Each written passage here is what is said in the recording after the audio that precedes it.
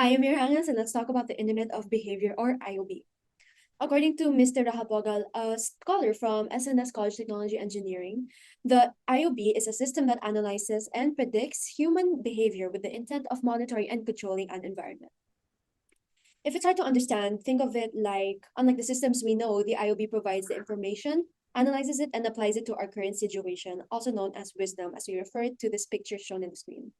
We currently know the term of the Internet of Things, where it's the data that presents on the internet, and when combined, it provides users with information. The innovative term for the Internet of Things is IOB.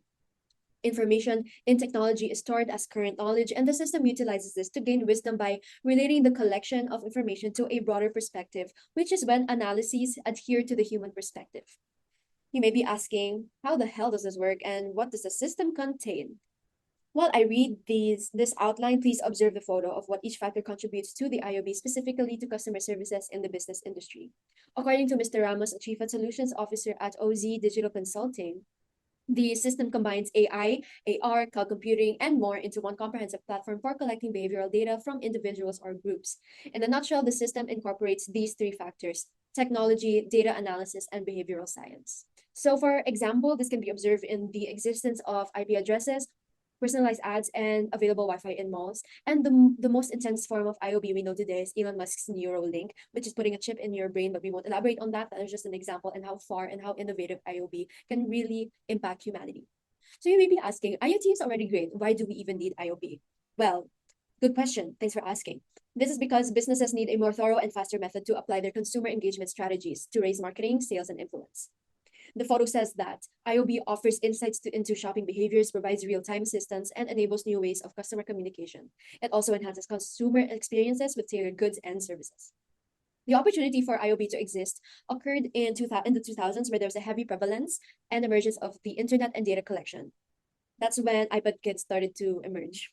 To elaborate, firms struggled to gauge market trends and implement targeted marketing strategies in due time.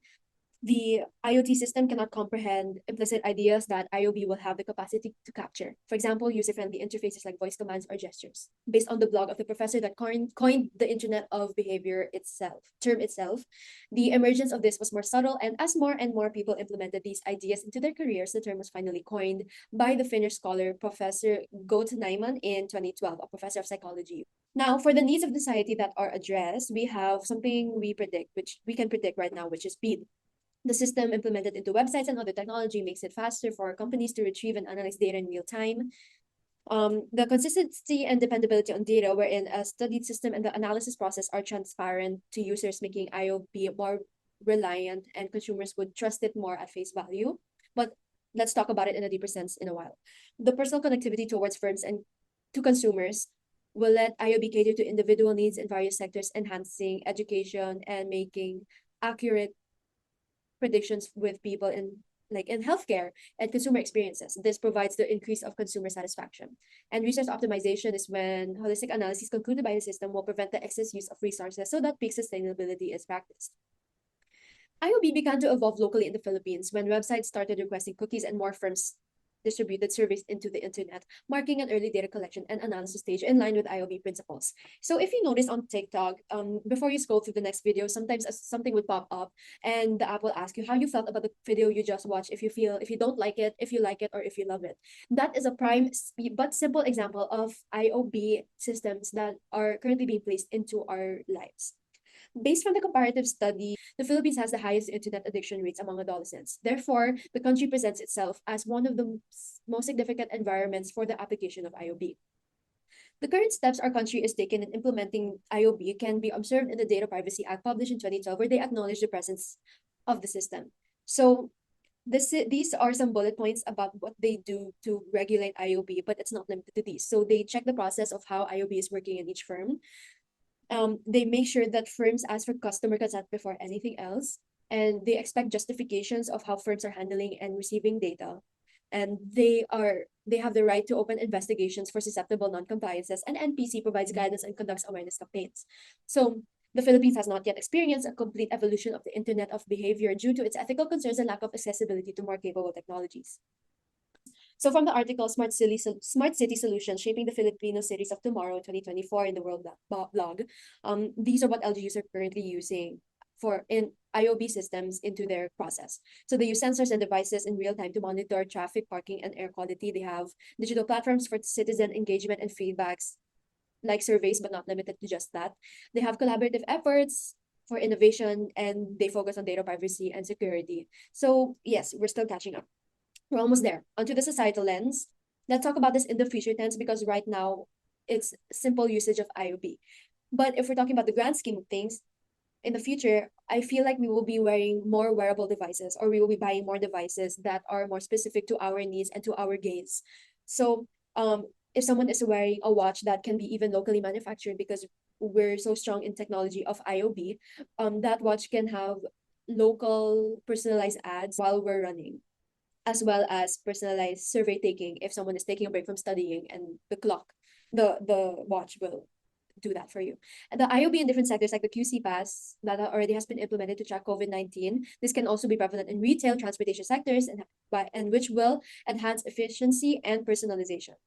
The expansion of digital infrastructure and connectivity will enable more comprehensive access to IOB-enabled services and applications. The economic implications, IOB presents opportunities for entrepreneurship and employment in tech-related fields. Upon reflecting on the information I have been presenting so far, the main societal change we would have to adapt to, in my opinion, would be cultural norms, not limited to people in the Philippines. So I feel like society will learn how to navigate the integration of IOB into daily life, balancing traditional values with modern technological advancements. And that may not be possible. It may be possible, who knows? This is predicting the future in my perspective. We will have to force our comfortability with sharing and giving our data to companies and other people. It will also force us to prefer convenience over privacy.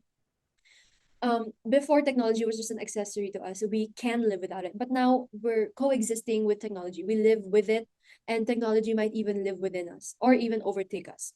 If this is something to adapt to, then that may raise problems in the future, and it's already been a problem now.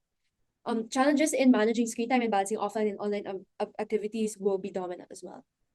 It would be easier to understand when we dissect this into pros and cons. According to Mr. Lareo in the European Data Protection Supervisor website, our data privacy is at stake. The human implications the system may include could have ethical issues, thus allowing the system to show one or more biases in the analyzing process. AI is not perfect, but it can be. Of course, these are our pros, but there are more. I'm sure I talked about them earlier. We have personalized experiences, improved efficiency, and enhanced public safety, if and only if compliant to, for example, well thought of regulations and rules like the Data Privacy Act. I want us to take a break from the information overload. Instead, let's try to absorb everything and reflect about it in regard to IOB in the Philippines. It may not be the best idea to fully implement a not so secure system yet in the Philippines. We have to wait till it's fully dependable, because right now we are unsure how it will be used, especially when discussing ethics. Will our government and businesses based on capitalistic ideas use the IOB for proper intentions? Will they honor and respect our personal information or manipulate them? As citizens of the Philippines, we should no longer stay ignorant or compliant to these kinds of manipulations, especially in today's society. This is just something to reflect on as citizens of the Philippines, and we should hold people accountable for the wrong uses of technology, because if we don't do anything about it, it's always going to be used incorrectly and unethically in the future if we don't act now. Hang in there. This is basically my last slide. Bear with me while I read this with minimal explanations because I feel like they're self-explanatory after expounding on them earlier. This information is based from the qualitative descriptive study, Internet of Behavior and its Role in Customer Services, published in 2021. This is in the format of before and after of the intellectual revolution practices. So before, we had fragmented insights, and now we have holistic understanding. We had speculation today, and now we have data-driven insights. We had generic to personalized approaches. We had reactive to now proactive strategies where we can predict how people are gonna act instead of reacting into trends. And once firms already act on their strategy after reacting, people might not like it anymore. So it's more efficient. Traditional research methods to real-time monitoring, privacy concerns to data transparency, managing sales to managing customer habits like trends, as I aforementioned, and walking out with the risk to tracking people with COVID-19.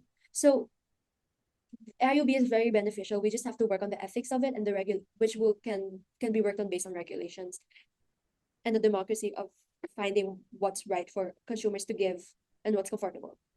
There you go. Thank you super duper much for listening. AI and other innovative systems will be good for us, as I was saying, until it will become the doom of humanity. Therefore, I will end this with a reminder from the genius himself, Elon Musk. It's okay to have your eggs in one basket as long as you control what happens to that basket, and that basket meaning technology. Thank you for listening.